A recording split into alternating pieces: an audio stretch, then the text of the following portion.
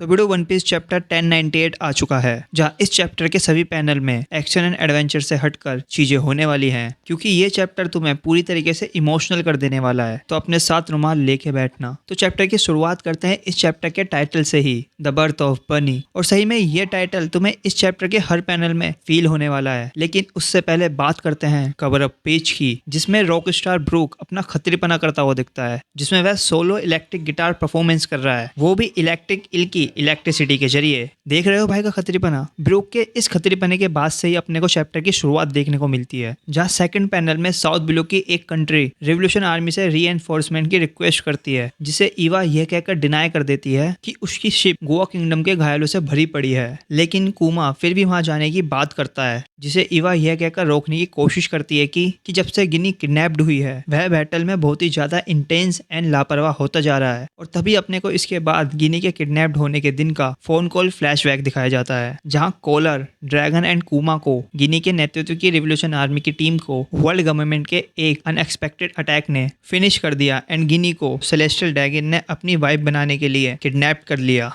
लेकिन वह कौन सेलेस्टियल ड्रैगन था जिसने गिनी को वाइफ बनाने के लिए किडनैप किया था, अपने को इस चैप्टर में बताया ही नहीं गया है। और इतने फ्लैशबैक के बाद अपन कुमा को प्रेजेंट में उसी रीएनफोर्समेंट रिक्वेस्ट वाले आइसलैंड पर टेलीपोर्ट के जरिए पहुंचता हुआ देखते हैं, जहां इस आइसलैंड पर चल रही 3 साल की बैटल को कुमा अकेले ही निपटा देता है। और यहाँ पर यह बताने की जरूरत नहीं है कि आखिर क्यों वह इतना बैटल फील्ड में इंटेंस है। और इसके बाद अपने को नरेटर गिनी के किडनैप होने के 2 साल बाद का टाइम फेस दिखाते हैं, जहां केवल और केवल गिनी की वॉइस दिखाई जाती है, ना कि उसका फेस, जो रिवोल्यूशन आर्मी को कॉल करते हुए बताती है कि उसकी डिसीज की वजह से उसे सेलेस्टियल ड्रैगन ने उसकी इंस्लेवमेंट से रिलीज कर दिया है। तो इस पॉइंट ऑफ टाइम पर, या कहूँ इंस्लेवमेंट के दौरान, गिनी को सफायर स्केल नामक डिसीज का सामना करना पड़ता है। और ये डिसीज एम्बर लीड सिंड्रोम डिसीज से भी ज्यादा रेयर होती है, जिसमें गिनी natural light like sunlight and moonlight के कांटेक्ट में आने पर गिनी की पूरी बॉडी नीली एंड एंटायर स्किन हार्डर हो जाती है like a rock and crystal. और इस डिसीज के चलते ही गिनी अपने इंस्लेवमेंट के दौरान अनरिकॉग्नाइजेबल होने लगती है, इसकी वजह से सेलेस्टियल ड्रैगन उसे उसकी बेबी बनी के साथ रिलीज कर देते हैं। और गिनी बनी को सनलाइट से बचाकर सी क्रॉस करती है एंड पहुंच जाती है सोरवेक किंगडम के उसी चर्च में जहां वह कुमा के साथ रहा करती थी,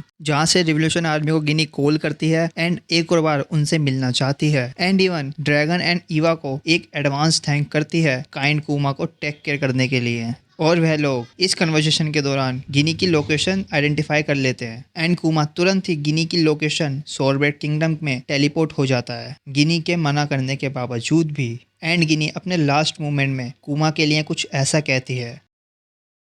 जिसे सुनने के लिए कुमा वहाँ मौजूद ही नहीं होता, क्योंकि वह पहले ही गिनी की लोकेशन पर टेलीपोर्ट हो जाता है। एंड कुमा सोरवेक किंगडम में गिनी को ढूंढते हुए पहुंच जाता है चर्च पर, जहां वह गिनी को डेड पाता है, वो भी उसकी क्रिस्टल स्किन के साथ। और कुमा को इस पल गिनी के साथ बिताए मोमेंट्स याद आते हैं, जिसमें से एक में गिनी कुमा के साथ शादी करने की बात करती है। एंड कुमा प्रेजेंट में गिनी से कहता है उसे चिंता करने की जरूरत नहीं है, वह बनी को पालेगा। जिसके बाद कुमा गिनी के लिए ग्रेव बनाता है, जिस पर गिनी का ओरिजिनली गिनी नेम लिखा होता है। एंड कुमा इसके बाद सोरवेट किंगडम के एल्डर्स से बनी को पालने की सलाह लेता हुआ दिखता है, जिसमें से एक में वह सलाह देते हैं कि कुमा के हैवी वेट के कारण उनके सोते समय वह बनी को केज में रखे। और कुमा बनी को पालने के साथ साथ रिवोल्यूशन आर्मी के काम भी करता हुआ दिखता है, जिसमें कि वह रिवोल्यूशन आर्मी के साथ इंटेंस बैटल में इन्वॉल्व होता हुआ दिखता है एंड इवन साबो को ट्रेनिंग देता हुआ दिखता है। But unfortunately sapphire scale disease बनी में डेवलप हो जाती है।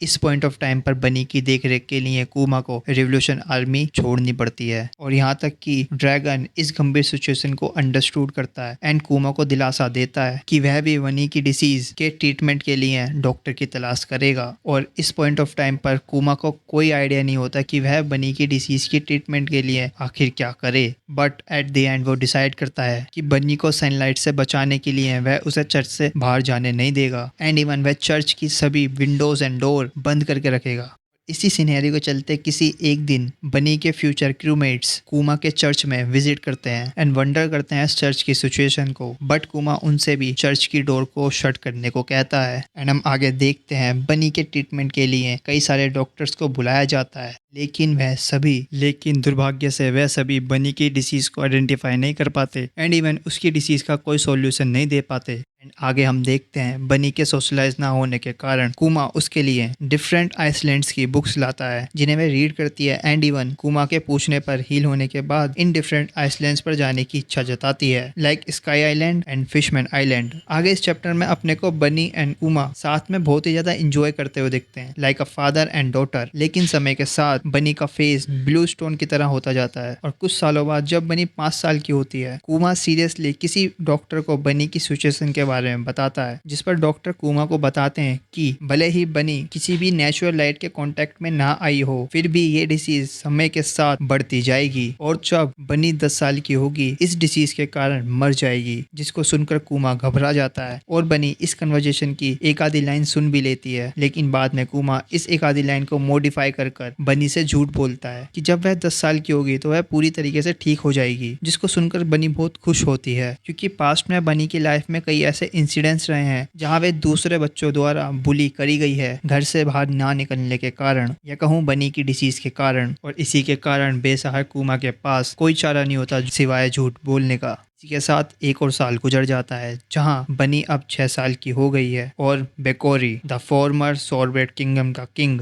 वापिस आ जाता है और आते ही सोरब्रेट के सिटीजन्स को मारना चालू कर देता है और सोरब्रेट किंगडम के सिटीजन्स कुमा के पास हेल्प मांगते हैं, जहां ये चैप्टर खत्म हो जाता है।